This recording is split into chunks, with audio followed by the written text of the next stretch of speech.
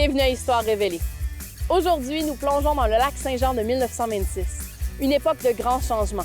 Le rehaussement des eaux et la construction des barrages ont transformé la région, marquant le début de l'industrialisation. Nous découvrirons aussi l'histoire d'Eugénie Lapointe, une femme déterminée qui a lutté pour apporter l'électricité dans les écoles de rang. Préparez-vous à un voyage fascinant à travers le temps, où chaque histoire révèle les luttes et les triomphes de ceux qui ont façonné notre monde.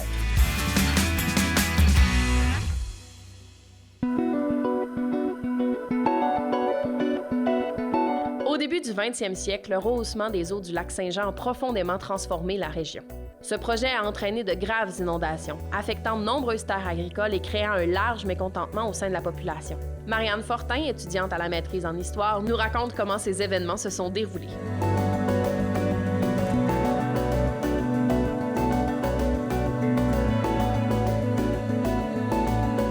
Bien avant le rehaussement, il y a eu l'annonce du projet.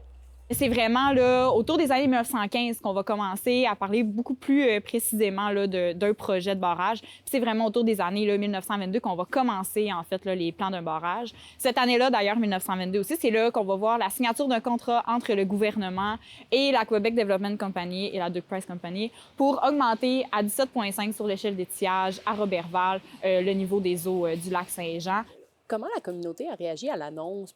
En fait, les agriculteurs vont se mobiliser bien avant le rehaussement des eaux. Ça va commencer autour de 1911 environ. Il y a déjà Nézim Tremblay qui va être très actif, très réactif par rapport à l'annonce dans les journaux d'un projet de barrage qui va être octroyé en fait pour la Quebec Development Company. Déjà, il y a une cinquantaine d'agriculteurs quand même qui vont se mobiliser, se positionner en disant que ce projet-là n'a pas vraiment lieu d'être parce qu'on va surtout insister sur le fait qu'il y a déjà eu des barrages beaucoup plus petits, naturellement, et que ça avait quand même causé des dommages. Donc, on n'imagine même pas, finalement, un barrage d'une aussi grande ampleur. Qu'est-ce que ça pourrait faire, finalement, sur les terres, sur le pourtour du lac Saint-Jean. Donc, on va envoyer des requêtes, notamment là, au ministre, au gouvernement, pour empêcher ce projet-là.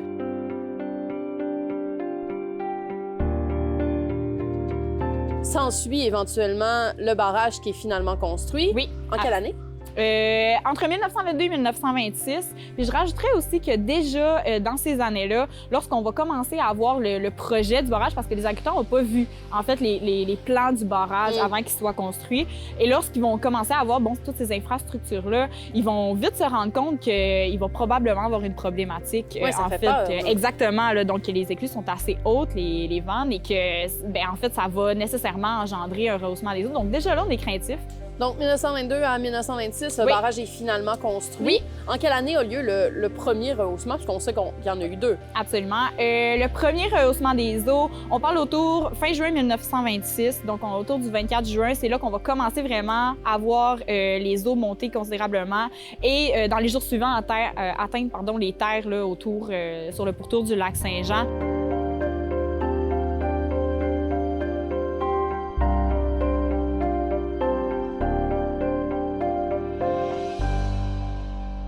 On a dans notre, je vais dire, nos légendes, nos mythes saguenay-janois, l'idée que les agriculteurs et les gens de l'époque n'étaient pas du tout au courant que ça allait arriver. J'en comprends, évidemment, avec tes réponses, que effectivement, ils étaient au courant que le projet s'en venait, mais ils n'étaient pas au courant de la date précise. Non, là. exactement. Ils n'étaient pas au courant de la date précise. Puis c'est ça, en fait, qui a beaucoup surpris. C'est par la suite que les journaux vont commencer là, de plus en plus à en parler et on va se rendre compte, finalement, de la gravité de la situation. Puis je rajouterais aussi que dans ces mythes-là, autour de la tragédie, il y a vraiment une certaine rivalité entre les agriculteurs et l'industrie. Mais il faut savoir que les agriculteurs se positionnent pas contre l'industrie non plus. Donc, on sait que c'est un développement qui est quand même nécessaire pour le rayonnement du Québec, puis pour aussi développer la région, parce qu'à ce moment-là, l'agriculture ne fournit pas nécessairement là, pour assurer une perpétuité là, de la région du Saguenay-Lac-Saint-Jean.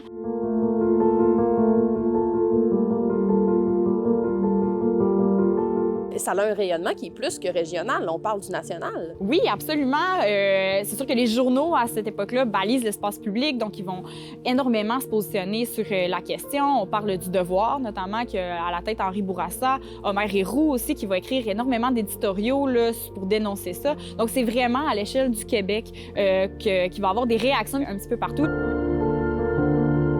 Niveau du lac, premier rehaussement en 1926, il était à quel niveau avant? Avant, on parle de l'échelle d'étiage à Roberval. L'échelle d'étiage, on considère que le niveau du lac normal est à 0. Autour des années 1915, on va augmenter de 23 pouces cette hauteur-là. OK. On parle au niveau de 17,5, ça, c'est un niveau qui est particulièrement haut. On parle de 17,5 pieds, là. Pieds, C'est le exact. classique, Oui. le classique 17,5 pieds qu'on connaît, là. Exactement. Il faut savoir qu'on avait déjà eu un 17,5 pieds en 1908 à cause d'un printemps qui avait été plutôt pluvieux. Mais là, il faut se rappeler qu'on maintient ce 17,5 pieds-là. Le fait qu'on le maintient comme ça, c'est là, à ce moment-là, que ça crée énormément de dommages là, dans les villes, sur les terres. Puis en 1928, il a augmenté encore? Oui, exactement. Il faut savoir qu'il y a des conditions climatiques aussi qui ont été, je peux dire, favorables à ce rehaussement-là de 1928. Donc, on parle d'un hiver très neigeux, d'un printemps qui est assez pluvieux également. Donc, toutes ces conditions-là ensemble, le niveau du lac, Onésime Tremblay, là, lorsqu'il en parle, en fait, il va dire que du mois de mai à pratiquement octobre, le lac n'a pas descendu en bas de 17,5. Okay. Donc, avec toutes les conditions climatiques en plus, le niveau a nécessairement augmenté. Et encore une fois, là, on a beaucoup de terres qui ont été inondées, mais aussi la ville de Roberval, notamment, qui est vraiment sous l'eau. Ça a touché les Ursulines, l'hôpital également. Les gens dans le coin de Saint-Méthode, on rapporte qu'ils se promenaient en chaloupe pour être capables de se déplacer d'un endroit à l'autre. Prenons un peu le combat d'Onésime Tremblay. Qu'est-ce qui est arrivé après le rehaussement des eaux? Ça ne s'est pas terminé là. Il y a eu des revendications. Exactement. Donc, en fait, Onésime Tremblay, donc on sait, il a été actif déjà lors de l'annonce du projet. Lorsque le rehaussement des eaux arrive, on parle à peu près de quelques mois. Donc, au mois d'octobre, on va former le comité des cultivateurs lésés. En fait, ce comité-là est formé des 311 agriculteurs qui sont touchés par le rehaussement des eaux, donc que leur terre a été inondée. Onésime Tremblay va d'ailleurs être le directeur de ce comité-là. Donc, c'est pour ça qu'on appelle un peu la lutte d'Onésime Tremblay. Donc, on va envoyer des requêtes au gouvernement, notamment celle du 31 août, où on va demander de remettre le niveau du lac à son niveau normal. On va demander une indemnité aussi qui est proportionnelle aux dégâts. Onésime Tremblay, son combat se termine éventuellement.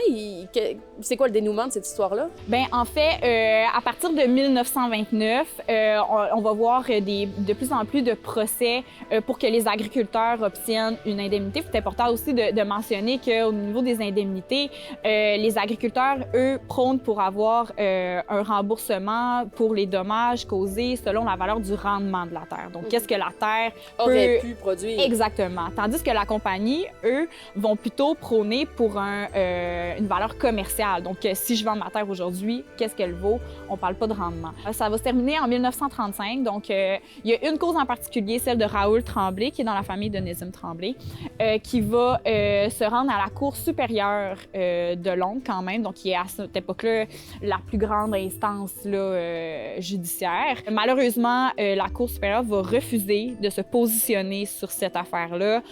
On va dire que on veut pas mettre le Canada dans une mauvaise position. Et ça va marquer vraiment le coup fatal, la fin de cette affaire-là du lac Saint-Jean. Il y a certains agriculteurs qui vont quand même réussir à avoir une indemnité.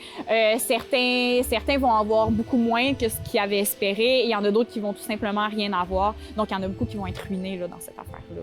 Merci beaucoup, Marianne. Ça fait une conversation fascinante. Merci beaucoup, André.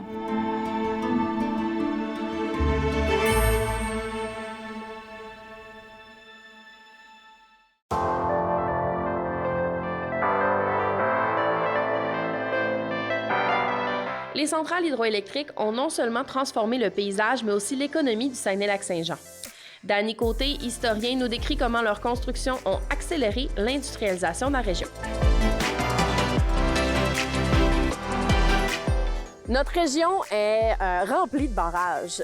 J'imagine que notre territoire est propice à leur arrivée, à leur construction. Bien, je dirais bien, même qu'en Amérique du Nord, c'est un territoire qui est privilégié à cause justement de la forme de la région, parce que nous, on est dans le fond, dans le bouclier canadien, mais étant donné que le Saguenay-Lac-Saint-Jean, c'est comme un effondrement, c'est une cuvette, et qu'on a énormément beaucoup de rivières, de rivières importantes, bien, veut pas, les rivières partent des montagnes et descendent ici dans la vallée, dans la cuvette. Puis c'est ce qui fait qu'on a énormément de chutes qui vont permettre effectivement la construction de centrales hydroélectriques. Ces centrales-là, parlons-en, on en a quelques-unes importantes sur la rivière Saguenay, comme celle qui est tout près de nous, qui est la centrale de Chute-à-Caron. On peut parler un peu, là, évidemment, de leur histoire. Là, ils ne datent pas d'hier. La construction des grosses centrales hydroélectriques va vraiment parallèlement avec l'arrivée de la grande industrie ici. Bon, on avait déjà la pulperie de Chicoutimi qui était là depuis la fin du 19e siècle, mais à partir de la fin du premier quart du 20e siècle, vraiment, les grosses industries vont arriver ici, l'aluminium et le papier, et ces industries-là, bien, ils ont besoin d'énormément d'électricité. Ce qui fait que, parallèlement justement à l'arrivée d'Arvida, on va avoir besoin de centrales hydroélectriques, et la première qui va être construite, c'est une ligne entre 1923 et 1925. Cette centrale-là a causé évidemment le rehaussement des eaux du lac Saint-Jean, qui a eu l'impact qu'on connaît. La construction elle-même de la centrale a un impact aussi. Ça prend pas 3-4 hommes puis un petit char. Non, ça a été un des gros chantiers, je dirais même en Amérique du Nord à l'époque. Ça a pris énormément d'hommes, premièrement, pour préparer le terrain. Puis à l'époque, je rappelle que, tu sais, il n'y avait pas les mêmes équipements qu'aujourd'hui. Ce qui fait que, oui, ça a pris tellement d'hommes, dans le fond, tellement de travailleurs, bien qu'il a fallu faire venir des travailleurs de l'extérieur de la région. Puis là, quand je parle de l'extérieur, c'est pas juste Québec-Montréal. Ce qui est extraordinaire à Almalinc, c'est qu'on a eu beaucoup d'Européens, des Ukrainiens, on a même eu des Russes, il y a eu des gens de France, de Belgique, de partout en Europe qui sont venus ici pour travailler. Puis beaucoup sont restés ici après, c'est ça qui est le fun. Pour Chute-à-Caron et pour Chipcha, on a harnaché la rivière Saguenay en différentes portions. À quoi ça peut ressembler de ce côté-là? Bien, autrement dit, à partir du moment où on a construit le Maligne, il y a eu assez d'électricité pour faire fonctionner Arvida durant presque 5-6 ans, mais on voyait les projets d'expansion d'Arvida qui s'en venaient. C'est dans ce cadre-là qu'on a décidé de construire d'autres centrales. Puis, ben, on avait l'endroit idéal à Chute-à-Caron, qu'on voit qui est juste à côté ici. Puis l'avantage, ben, c'était pas loin des installations d'Arvida aussi. Parce qu'à l'époque, un des grands défis, c'était le transport d'électricité de haut voltage sur des longs trajets. C'était un petit peu plus compliqué qu'aujourd'hui. Ce qui fait qu'avoir une centrale à quelques kilomètres à peine d'Arvida, ben, ça valait vraiment la peine.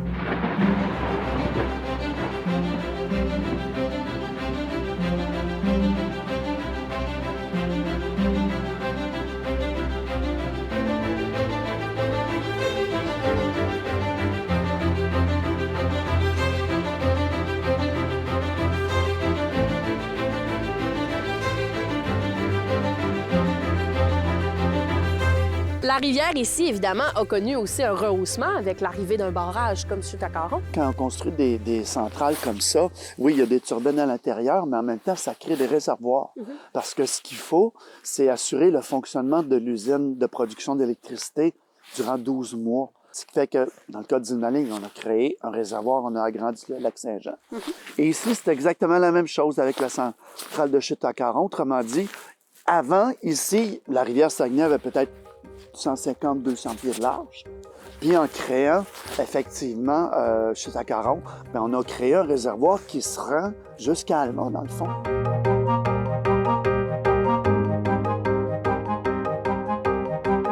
Ça a eu un impact quand même assez grand là, autour du lac, là, vous l'avez dit, d'un point de vue agriculture et communauté. Mais les industries ont aussi un impact énorme sur la communauté. Bien, en fait, s'il n'y avait pas eu ces centrales hydroélectriques-là, c'est clair et net que la région ne se serait pas développée autant. Parce que, tu sais, depuis jusqu'à aujourd'hui, c'est des milliers, des dizaines de milliers de pères de famille qui ont eu des emplois grâce à ça. Parce qu'il faut se rappeler que à l'époque, tu sais, au niveau de l'agriculture, c'était des grosses familles là, dans les années 20, dans les années 30. Ben, ils devaient trouver de l'emploi parce qu'ils ne pouvaient pas séparer la terre tout le temps puis tout le temps. C'est que grâce à l'arrivée de l'industrie, comme je dis, c'est des milliers, des dizaines de milliers de pères de famille et de jeunes hommes qui ont trouvé des emplois stables, qui leur ont permis, tu sais, d'avoir des maisons puis d'avoir un niveau de vie beaucoup plus intéressant qu'en agriculture. C'était comme une tradition ici. Ça a été durant plusieurs générations. Tu sais, le père qui travaillait chez Alcan, puis que son fils allait travailler après, puis que son petit-fils allait travailler après. Sur des générations, là, c'était quelque chose qui était ancré dans la région, là, Merci beaucoup, Dany Côté. Aucun C'est problème. agréable de vous parler. Ça fait plaisir.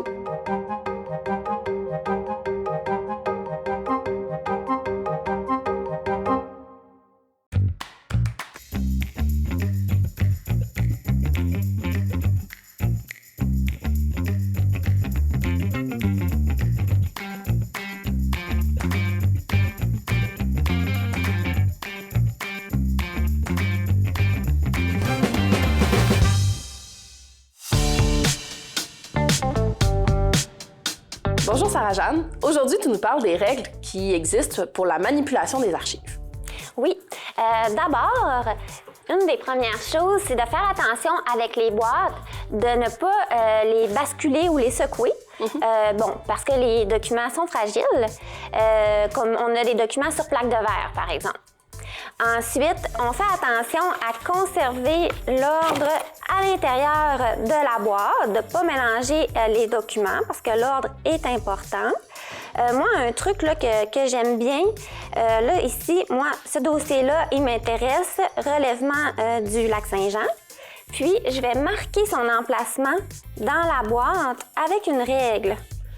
Comme ça, quand je vais en avoir terminé, je vais savoir exactement où le replacer, puis je ne perdrai pas de temps à chercher l'emplacement. Aussi, j'imagine que c'est important de garder un espace de travail propre lorsqu'on consulte.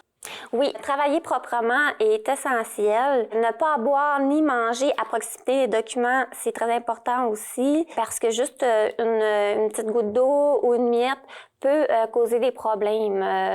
Par exemple, la nourriture, il peut attirer les insectes, puis peut causer de la moisissure aussi. J'ai ici une paire de gants. Est-ce que c'est obligatoire d'en porter? Je te dirais que c'est recommandé, surtout pour certains matériaux, le métal, les photographies, le cuir ancien aussi, parce que les gants, surtout en nitrile là, puis en latex, protègent les documents des huiles qui se retrouvent sur nos mains. Par contre, les gants peuvent réduire notre dextérité et la prise qu'on a sur les documents.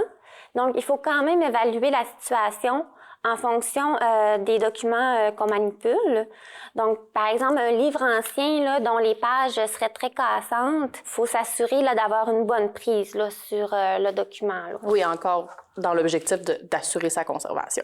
Si on regarde ici le type de documents qu'on peut retrouver, il y en a parfois, puis on en voit souvent, des documents qu'on a à la maison qui sont écrits à la main, manuscrits. Ça peut empêcher la lecture, ça devient difficile. Bien, c'est vrai que l'écriture change, hein, et de plus en plus, on a de la difficulté à lire l'écriture manuscrite ancienne. Il faut dire que l'œil s'habitue avec le temps. Nous, ce qu'on fait ici, on va, quand vraiment là, on n'arrive pas à décoder un passage, on va le prendre en photo avec notre téléphone, puis on va l'envoyer à nos collègues sur Teams. Puis il y a toujours quelqu'un, on finit toujours par trouver. Mais sinon, si vraiment là, on n'y est pas arrivé du tout, on va, dans notre description, on va remplacer le passage par 2 crochets avec 3 petits points dans le milieu. On a tous des archives familiales à la maison. Quels conseils est-ce qu'on pourrait donner pour aider les gens à mieux les conserver avant qu'ils se rendent à nous, à la Société historique? Bien, par exemple, si vous avez des vieilles photos de famille, ça peut être une bonne idée de penser à identifier les personnes qui sont représentées. Toujours utiliser un crayon plomb, mais ne pas coller les photos là, comme on faisait auparavant dans un album. S'ils le sont déjà, est-ce qu'on les décolle? Non, parce que là, on pourrait abîmer les photos puis les déchirer. Donc, c'est pas mieux. Et pourquoi est-ce qu'il ne faut pas les coller? La colle peut contenir des éléments acides qui peuvent, à la longue, finir par détériorer le document. Donc, l'idéal, là, c'est vraiment de placer les photographies dans des pochettes de plastique individuelles de bonne qualité. Merci beaucoup, Sarah-Jeanne, pour ces informations. Ça fait plaisir.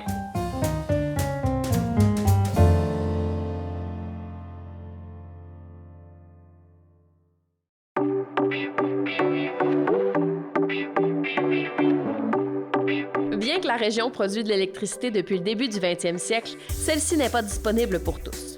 L'électrification des campagnes fut un processus long et complexe. Axane Bondu, historienne, nous expose une facette méconnue de cette histoire, la mobilisation des femmes pour l'accès à cette technologie dans les écoles. Comment se déroule l'électrification des campagnes à l'époque? Au Saguenay-Lac-Saint-Jean, l'électrification va commencer à la fin du 19e siècle. C'est sûr, c'est surtout les grandes municipalités qui vont y avoir accès au départ parce que c'est généralement par les industries que l'électricité va arriver. Dans les régions comme le Lac-Saint-Jean, mais aussi le Bas-Saguenay, il faut attendre quand même jusqu'aux années 40 généralement pour avoir accès à l'électricité. Quoique au Lac-Saint-Jean, il y a quand même des municipalités comme Roberval, Saint-Gédéon et Saint-Bruno qui vont avoir accès là, avant 1910. À partir des années 40, les années 50, il y a quand même une électrification des campagnes qui va se faire, mais on va surtout toucher aux enjeux économiques des campagnes, soit l'agriculture. C'est là l'intérêt d'amener l'électricité, c'est dans la production agricole. Et donc, on se retrouve quand même à des endroits où, dans le milieu rural, on n'a pas accès à l'électricité, notamment les écoles. On parle donc d'un besoin d'électrifier des écoles qui sont à l'époque des écoles de rang. On n'est pas dans un contexte comme aujourd'hui où les écoles, on va dire, sont centralisées, où tous les jeunes vont à la même endroit, donc il y a plusieurs écoles de rang. Par contre, ça ne veut pas dire qu'elles ne sont pas proches des lignes électriques en soi, mais elles ne sont pas nécessairement branchées. Donc ça va être critiqué, entre autres par une organisation féminine, l'Union catholique des fermières, à la fin des années 40.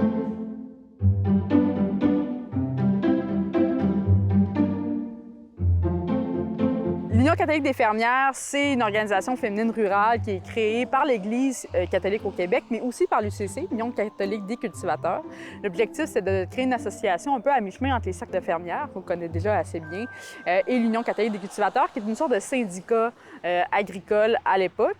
Donc, à la fois, oui, une éducation sur leur rôle féminin, leur rôle de mère, mais aussi une mobilisation sociale qui est inspirée, entre autres, par l'UCC.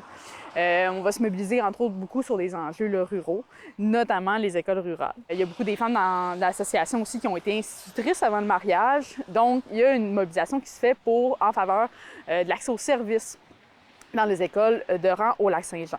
Ce combat-là, il est mené par Eugénie Lapointe. Eugénie Lapointe, c'est une femme qui va s'établir avec sa famille au Lac-Saint-Jean quand elle est jeune, à Héberville.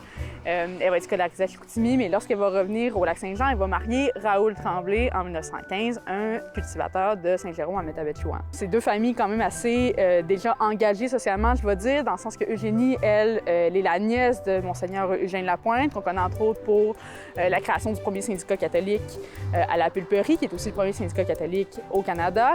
Et du côté de Raoul Tremblay, bien, en fait, Raoul Tremblay, c'est le fils d'Onésime, qu'on connaît entre autres là, pour la défense des agriculteurs là, lors de la montée des montées des eaux dans les années 20 au Lac-Saint-Jean. Eugénie, à la fin des années 40, là, son combat commence lorsque, en 48, elle va présenter à l'UCF diocésaine, donc pour l'ensemble du diocèse de Chicoutimi, le Saguenay-Lac-Saint-Jean, un texte, si on veut, même un éditorial, je pourrais dire, sur ce que l'école a été, ce qu'elle est présentement et ce qu'elle devrait être. Et elle fait déjà un peu une critique du manque de services dans les écoles.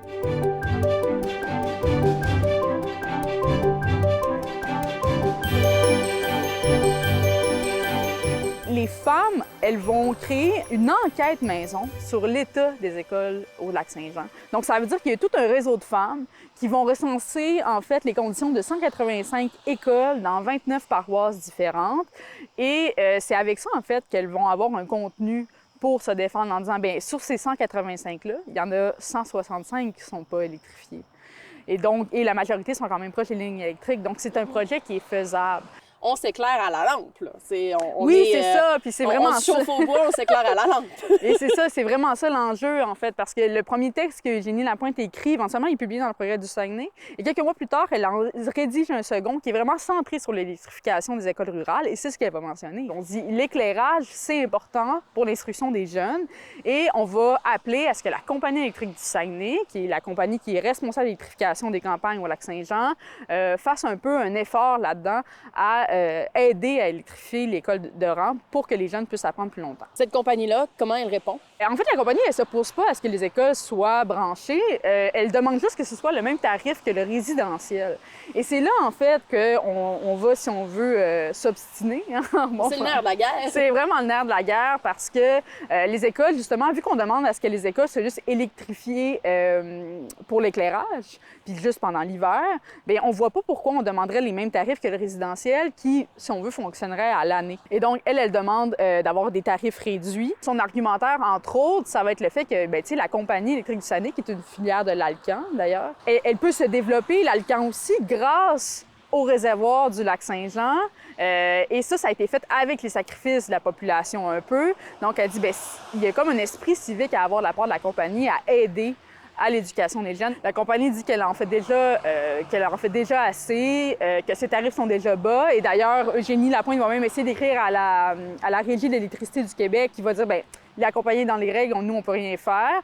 Mais elle, en plus, elle s'inspire avec l'UCF. En fait, c'est une association qui est à l'échelle du Québec. Elle est en contact avec l'UCF de Nicolette, qui, eux, avec la Shawinigan Water and Power, avait eu l'octroi d'un montant pour électrifier les écoles rurales. Donc, elle s'est dit, bien, on pourrait s'inspirer de ça et la compagnie électrique du Saguenay pourrait faire ce genre d'entente-là avec les commissions scolaires. Au final, qu'est-ce qui est arrivé? Est-ce que Eugénie a réussi? Bien, éventuellement, bon, dans le temps, oui. Dans les archives présentes à la Société historique du Saguenay, où on voit vraiment, là, si on veut, la chronologie des événements d'Eugénie, on n'a plus beaucoup de suite à partir de 1952. On sait qu'il y a une dernière rencontre entre la compagnie, l'UCF, l'UCC, les commissions scolaires en 52, mais après, c'est un peu flou. On voit que l'UCF va redemander l'accès à l'électrification pour les écoles au lac Saint-Jean en 53, en 54, encore dans la presse, les commissions scolaires veulent rencontrer la compagnie électrique du Saguenay, mais par la suite, c'est assez silencieux. Et au fil des années, bon, éventuellement, il y a la Révolution tranquille, il va y avoir Hydro-Québec, donc il y a quand même tout... on va se faire rattraper par cette réalité-là, donc il va y avoir une centralisation des écoles, les écoles vont être éventuellement branchées, bien entendu. Donc, mais dans les faits, là, c'est quand même difficile. On peut pas dire que ça n'a rien fait, mais c'est difficile vraiment de savoir avec certitude l'impact qu'aurait eu Eugénie Lapointe et les femmes là, de l'UCF dans ce combat-là. C'est absolument fabuleux. Merci beaucoup, Axane. Merci.